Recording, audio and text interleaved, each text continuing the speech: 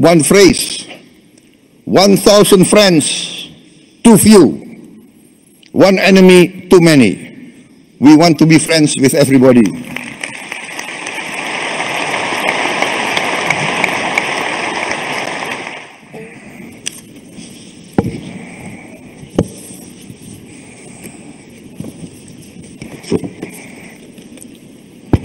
Your Excellency, President Vladimir Putin, President of the Russian Federation, Your Excellency Prince Nasser bin Hamad Al Khalifa, National Security Advisor to the King of Bahrain, Your Excellency Paul Mashatile, Vice President of South Africa, Your Excellency Mr. Ding, distinguished ministers, business leaders, ladies and gentlemen, participants of this forum.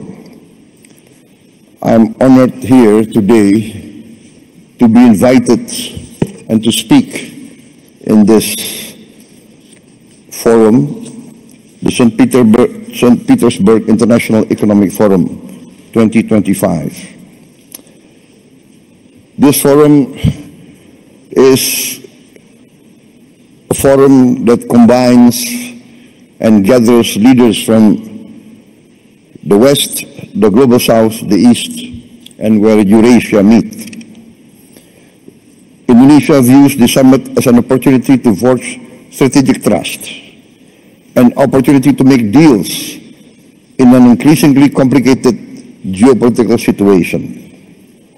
Deals that can benefit our shared survival and our shared success.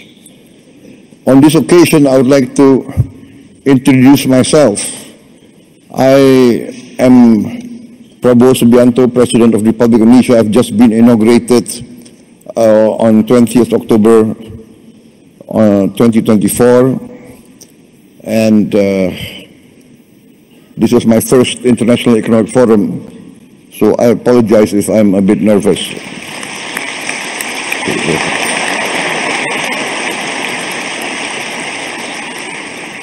Indonesia is the fourth largest country by population. Every year, there are 5 million new Indonesians arriving in this world. Every year, 5 million. That means every year, a group of people the size of Singapore. So in 10 years, there will be 10 Singapores in Southeast Asia. The size. I give this as an illustration of the size of Indonesia. This gives us great opportunity, but also gives us great challenge. Any leader of Indonesia must think how to feed 5 million more mouths every year, 5 million new school places, etc., etc. The hospitals, and more important and most important is the food. In my opinion, the duty of a government is first to protect its people.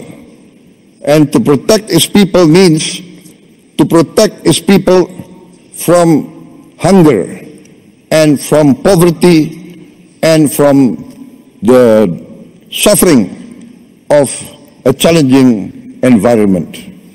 Therefore, when I took over the government of Indonesia, my main priority was, first, to achieve self-sufficiency in food. Number two, self-sufficiency in energy. Number three, to improve the education level of Indonesians to be able to compete in the challenging era of the 21st century. And fourth, to speed up the industrialization of Indonesia. Indonesia has been fortunate in being given by the Almighty Lord vast economic resources. Vast economic resources. But these vast economic resources, if not wisely managed, actually can be a curse to our people. We have vast forests, we have vast minerals, we have a lot of commodities that are useful for the world. But this has to be managed well. And therefore, in my opinion, every country needs its own economic policy and its own economic philosophy. One of the big mistakes of many countries in Southeast Asia is that we tend to always follow the biggest and the most powerful power in the world. In the last 30 years, we see the dominance of the neoliberal, capitalist, classical free market philosophy, which basically tends to be laissez-faire. And the Indonesian elite followed this philosophy. And therefore, in my opinion, we have not managed to create a level playing field for all our people. There is vast growth. We have grown 5% continuously, especially the last 7 years. Yes, 35% in 7 years. But we have not managed to have this so-called trickle-down effect.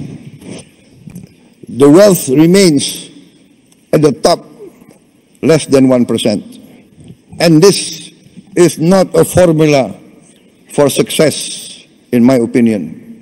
Therefore, my position is this, that each country must follow its own economic philosophy.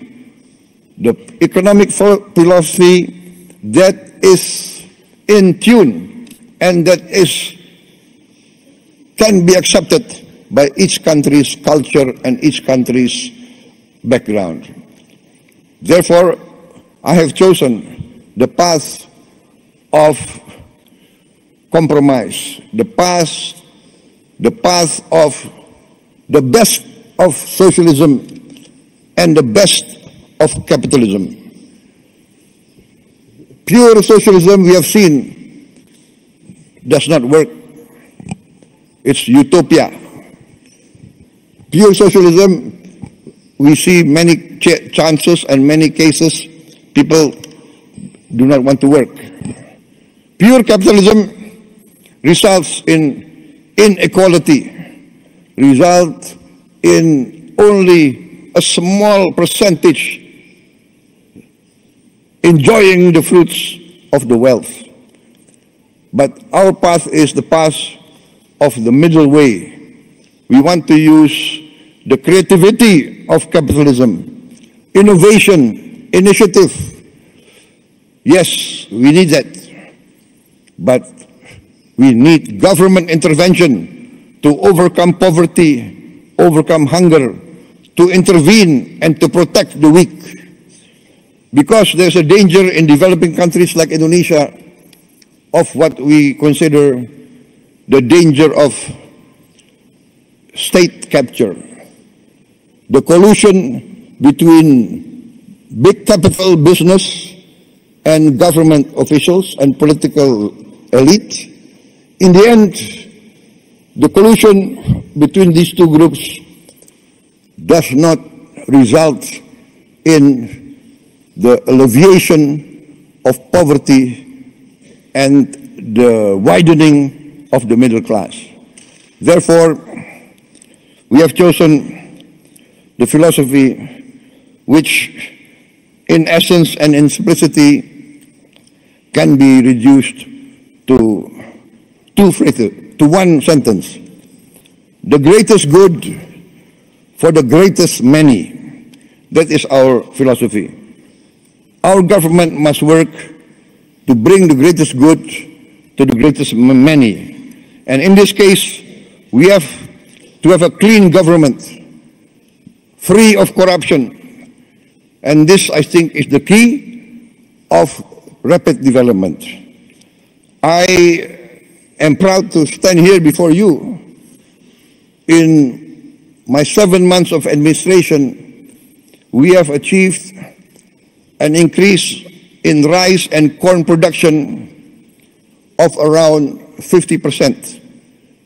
And this is the greatest increase production in the aggregate in the history of the Republic of Indonesia. And we have now in our government warehouses 4.4 million tons of rice, which is the largest reserve in the history of the Republic of Indonesia. In just a few months of my administration, we increased efficiency, we fight very strongly against corruption, we deregulate, we cut all the regulations which increase inefficiency, and we have seen the rapid results. I believe that if Indonesia can play a good role, a positive role in international relations, for instance, our participation in BRICS, we thank the government of Russia for supporting us to be a member of BRICS very fast. I think we are one of the fastest members to be accepted in BRICS. Also, Madam President, former President of Brazil and President of the New Development Bank, we are also accepted into the member of New Development Bank, also very fast. We thank also the government of China for supporting us and the government of South Africa. And we believe that together BRICS can contribute significantly to stability, prosperity of the world.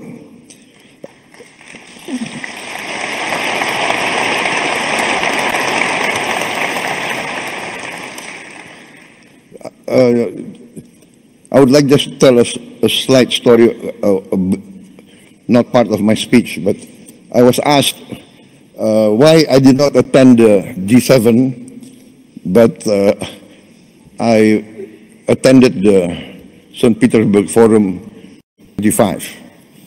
And it's not because I did not respect the G7, it's because I gave my commitment to attend this forum before they invited me. So that's the only reason.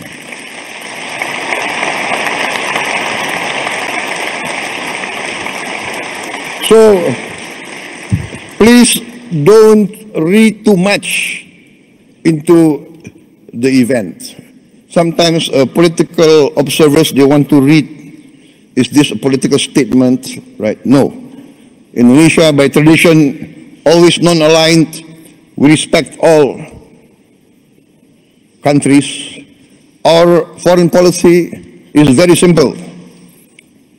One phrase: 1,000 friends, too few. One enemy, too many. We want to be friends with everybody.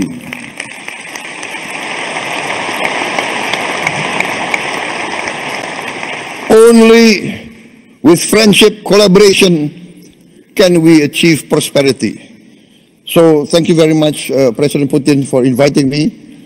And because you invited me, I can be here today in this historic city, a city of heroism, a city of great patriotism, and as an amateur student of history, I followed the history of Russia, and I know the significance of St. Petersburg. And I had the honor of attending the cemetery of the victims of the war a few days ago. So thank you very much for this invitation.